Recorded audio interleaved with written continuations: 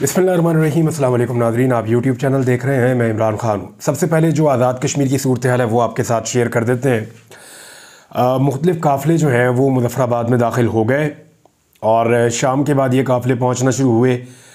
बड़ी तादाद में लोग, अब रात के जब मैं ये वीलॉग रिकॉर्ड कर रहा हूँ, ये वीडियो मैं रात के रिकॉर्ड कर रहा हूँ, मैं नहीं जानता कि सुबह के वक्त इंतज़ामिया क्या कर रही होगी या उनकी नीयत अब क्या करने की है, क्योंकि इससे पहले तो इस मामले को मिस हैंडल किया गया है। ये लड़ाई हुई क्यों और ये मामला दोबारा क्यों ख़राब हुआ? जब ये ख़बरें आ रही थी कि मुआहदा हो गया है, जब ये ख़बरें आ रही थी कि मुतालबात मान लिए गए हैं, तो फिर मामला ख़राब क्यों हुआ? इसके लिए दो तीन मुख्तलिफ़ चीज़ें हमारे सामने आ रही हैं, मैं आपके साथ शेयर कर देता हूँ। सबसे पहली चीज़ जो बराह रास्त पता चली थी वो तो ये थी कि जो नोटिफिकेशन जारी किए गए थे गवर्नमेंट की जानिब से, उन पे अवामी एक्शन कमेटी की क़यादत को एतराज़ था। वो ये कह रहे थे कि ये नोटिफिकेशन, इनके अंदर जो अल्फाज हैं और जिस अंदाज में ये जारी किए जा रहे हैं वो टेक्निकली हमारे मुतालबात को तस्लीम नहीं किया जा रहा और अल्फाज के गोरख धंधे में फंसा के कल को फिर यही प्रॉब्लम आ जाएगी और लोगों को दोबारा सड़कों पर आना पड़ेगा। लिहाजा उन्होंने कहा कि वाज़े अल्फाज के अंदर जिस तरह वो कह रहे हैं उस तरह नोटिफिकेशन जारी किए जाए। तो इस पे मुज़ाकरात जो हैं वो ख़राबी का शिकार हुए और उसके बाद जब रेंजर्स पहुंची शहर में मुज़फ़्फ़राबाद में, तो फिर उसके बाद लोगों ने एहतजाज शुरू कर दिया। लोग जो हैं उन्होंने सब्र का दामन छोड़ दिया। सूरत हाल फिर आपके सामने है। वहाँ पे गोली भी चली, शेलिंग भी हुई, तशद्दुद के बहुत ज़्यादा वाक़यात हुए, पथराव भी हुआ। 2 गाड़ियाँ हमने रेंजर्स की जलती हुई देखी। वहाँ से जो इत्तलात आ रही हैं उनके मुताबिक 3 लोग कन्फर्म जो हैं वो जाँ बहक हो चुके हैं और दर्जनों लोग ज़ख्मी हैं। लॉ इन्फोर्समेंट के लोग भी ज़ख्मी हैं और कश्मीरी जो हैं वो भी ज़ख्मी हैं। लोग पहाड़ों पे पत्थर लेके और डंडे लेकर मौजूद थे और वो ऊपर से पत्थर भी फेंक रहे थे फोर्सेस के ऊपर। तो ये एक बड़ी अजीबोगरीब और बड़ी अफसोसनाक सूरत हाल हमने देखी। एक वजह मुझे एक सोर्स ने ये बताई, इस्लामाबाद से एक जर्नलिस्ट हैं, उन्होंने बताया, लेकिन जो वो बात बता रहे हैं ये अभी कंफर्म नहीं की जा सकती, लेकिन उन्हें लगता है ये चीज़ें इसलिए हो रही हैं। उनका ये कहना है कि अभी इसको कंफर्म नहीं किया जा सकता, लेकिन जो उन्होंने बात की है कुछ हद तक उसमें दम है। वो कह रहे हैं कि जो मुतालबा कर रहे हैं आज़ाद कश्मीर के लोग या अवामी एक्शन कमेटी के लोग, वो मिनोअन उसके ऊपर अमल नहीं किया जा सकता। अगर लफ्ज़ ब लफ्ज़ उसके ऊपर अमल किया जाए तो फिर IMF से प्रॉब्लम आ जाता है। IMF की बड़ी सख्त शराइत है पाकिस्तान को लेकर। पाकिस्तान इस वक्त IMF की शराइत को पसे पुश्त नहीं डाल सकता। पाकिस्तान ने हाल ही में IMF से बहुत पैसा लिया है और आइंदा भी IMF से पैसा लेने जा रहा है और एक नया प्रोग्राम भी शुरू करने जा रहा है। तो IMF को पाकिस्तान नाराज़ नहीं कर सकता। तो IMF को नाराज़ करने का मतलब ये है कि अपनी जेब कटवा लेना, क्योंकि इस वक्त जो पैसा आ रहा है वो तो उधार का पैसा है, वो तो कर्जा है, वो तो आपको IMF से मिलता है या दूसरे मुल्कों से आप लेते हैं। अपनी इनकम का तो हाल ही कोई नहीं है। जो हम कमाते हैं, इवन ये भी बताया गया इसी हुकूमत की जानिब से कि तारीख़ में ये पहली दफ़ा हो रहा है कि जब पाकिस्तान अपना सूद अदा कर रहा है, जो कर्ज़ा पाकिस्तान ने लिया उसके ऊपर जो सूद है, पाकिस्तान जब वो अदा कर रहा है तो वो भी कर्ज़ा लेकर अदा कर रहा है।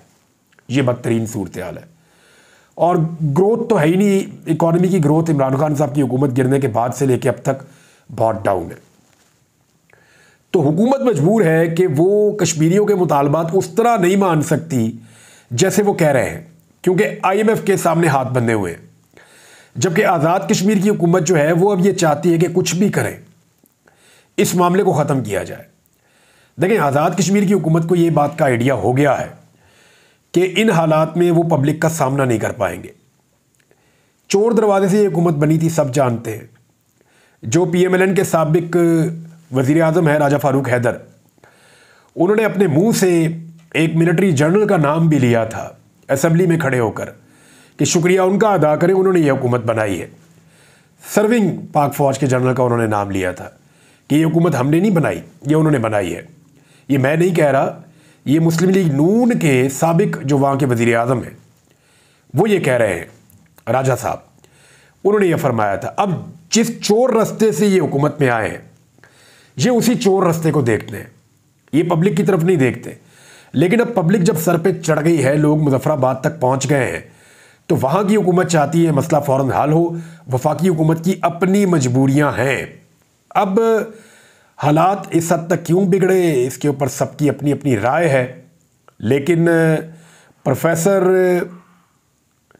डॉक्टर हसन अस्करी रिजवी के मुताबिक इस एहतजाज में शिद्दत कश्मीर और पाकिस्तान दोनों हुकूमतों की तरफ से इस मामले की अहमियत को ना समझने और वक़्त टालने की हिकमत अमली की वजह से आई है कि गुजारो जितना वक्त गुजरता है। ये हुकूमत भी तो ऐसे ही काम कर रही है। जो इस्लामाबाद में हुकूमत है वो भी ख़तरे को समझ नहीं रही। जो माशी ख़तरा है उसको भी नहीं समझ रही। अवाम का अदम एतमाद है उसको भी नहीं समझ रही। अवामी उमंगों के ख़िलाफ़ जो महंगाई बढ़ा रहे हैं उसको भी नहीं समझ रही। और अवाम के गबो गुस्से को भी नहीं समझ रही। 8 फरवरी को पब्लिक ने बड़ा क्लियर मैसेज दिया था, उसको भी नहीं समझ रहे। तो जब नहीं समझते तो फिर इस तरह की सिचुएशन बाद में पैदा हो जाती है। वो ये कह रहे हैं कि अब ये समझ नहीं आ रही कि कीमत कम करने से बिजली की पैदावारी लागत और इस पर आयद होने वाले टैक्सेस कैसे पूरे होंगे।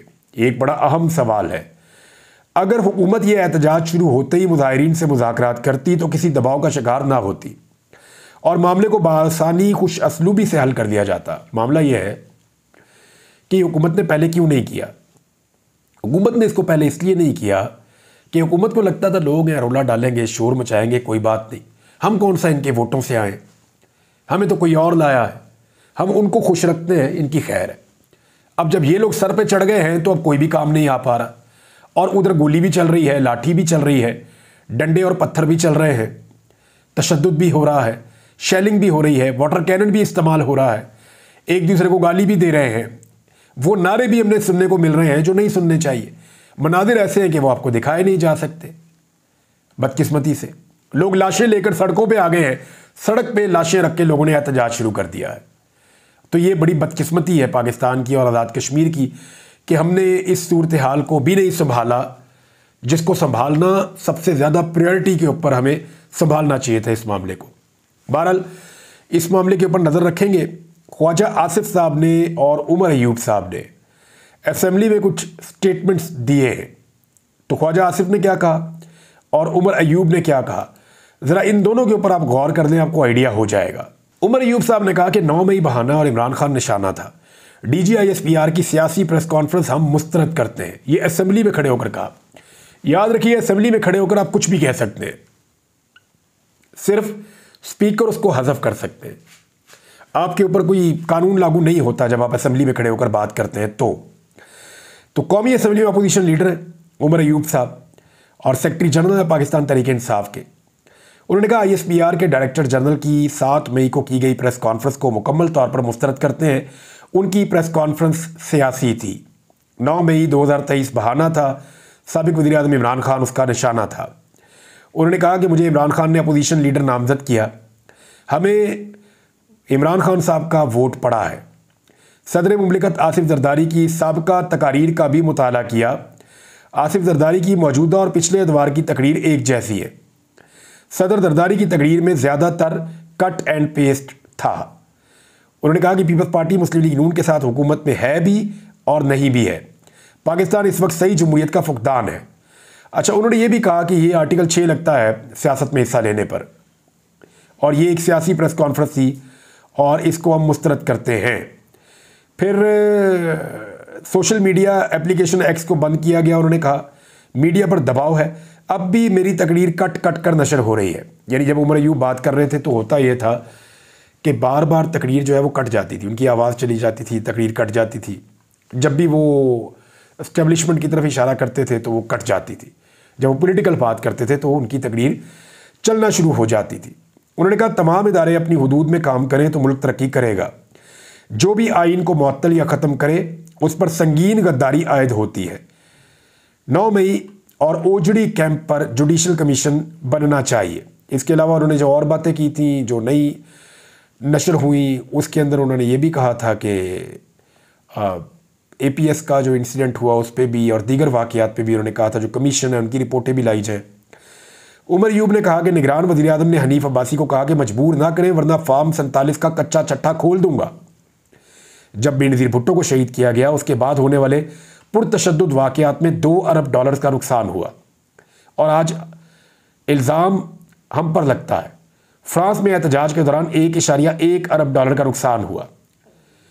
तो उन्होंने कहा कि जुडिशल कम्प्लेक्स के सीसीटीवी कैमरे क्यों गायब हो गए, ये सारे सबूत कौन उठाकर ले जा रहा है, ये तो जुर्म है। 9 मई बहाना था, इमरान खान निशाना था। उन्होंने कहा कि ये एक प्री प्लान ऑपरेशन था जिसके खिलाफ ये सारा ऑपरेशन किया गया था, निशाना हम सब थे। और इस तरह उन्होंने अपनी बड़ी डिटेल के साथ सारी बातचीत की। फिर ख्वाजा आसिफ साहब जो हैं वो आए और उन्होंने बातचीत की। ख्वाजा आसिफ ने कहा क्योंकि उमर अयूब जो हैं वो पोते हैं फील्ड मार्शल अयूब खान के। अयूब खान पाकिस्तान का पहला डिक्टेटर था और उमर अयूब उसके पोते हैं। अब पोता होने के बावजूद इस आदमी ने जमहूरियत के लिए कुर्बानी भी दी। मैंने उमर अयूब को अपनी आंखों के सामने मोटरवे के ऊपर 25 मई 2022 को 1 दर्जन से ज़्यादा पुलिस वालों के साथ अकेले लड़ते हुए देखा।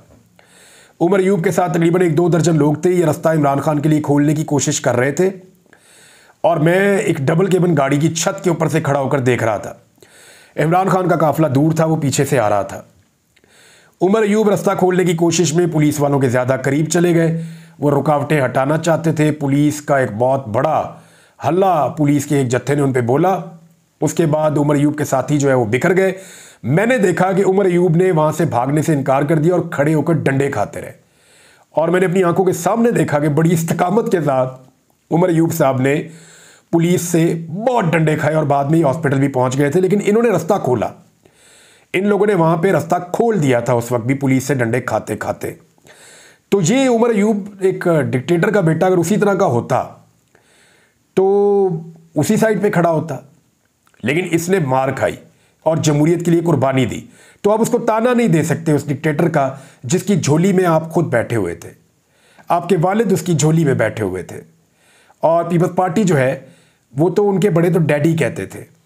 और आप खुद ख्वाजा आसिफ और आपकी पार्टी की क़यादत जनरल ज़ियाउल हक के मरहून मिन्नत है। लेकिन अब ख्वाजा आसिफ उमर अयूब को टारगेट करने के लिए क्या कह रहे हैं, ये एक्चुअली उनकी सोच या नज़रिया नहीं है, ये उनके अंदर का बुग़्ज़ है और गुस्सा है।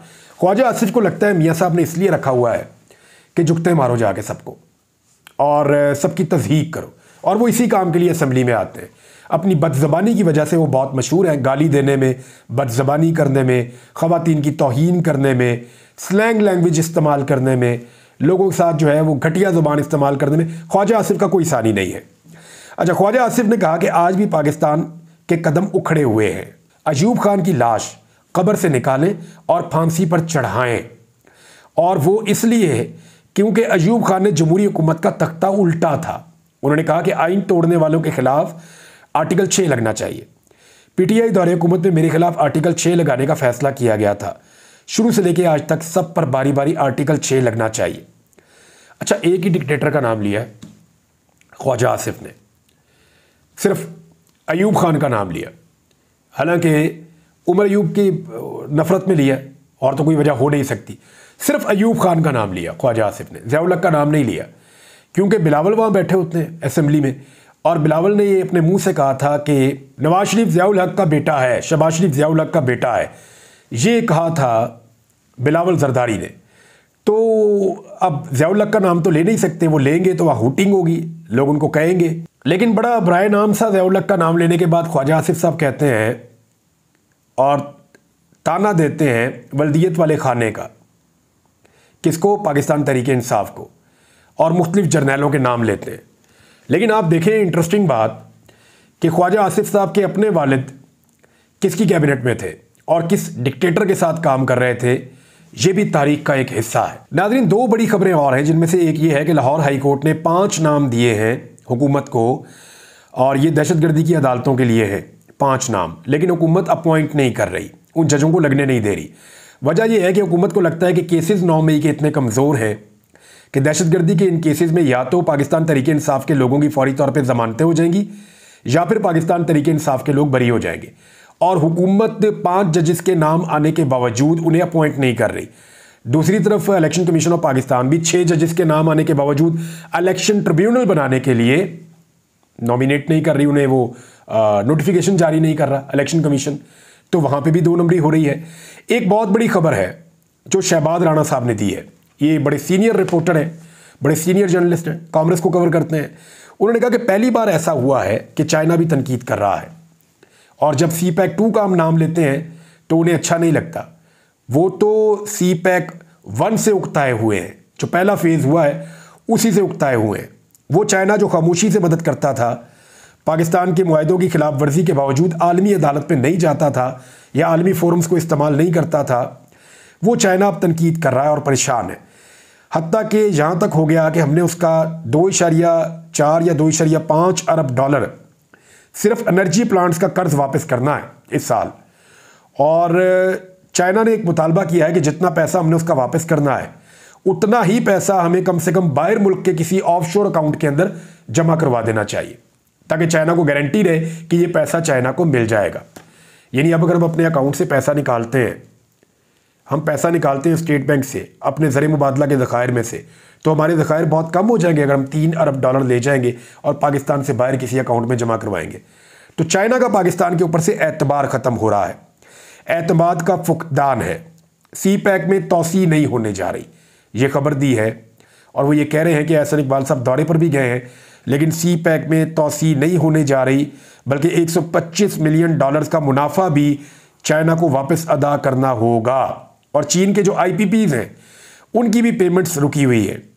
अब उनकी जो पेमेंट है वो किस तरह पाकिस्तान अदा कर रहा है, वहाँ पे भी हालात ख़राब हैं, और 2 अरब डॉलर चाइना के उसमें भी फंसे हुए हैं। तो जो इमरान खान साहब को लोग ताने देते थे कि चीन के साथ सी पैक जो है वो रोल ओवर हो गया, सी पैक ख़त्म हो गया, ये हो गया, वो हो गया, वो जो लोग ताने दिया करते थे, पिछले 2 साल से उनकी इस मुल्क में हुकूमत है, 2 साल से ज़्यादा हो गए।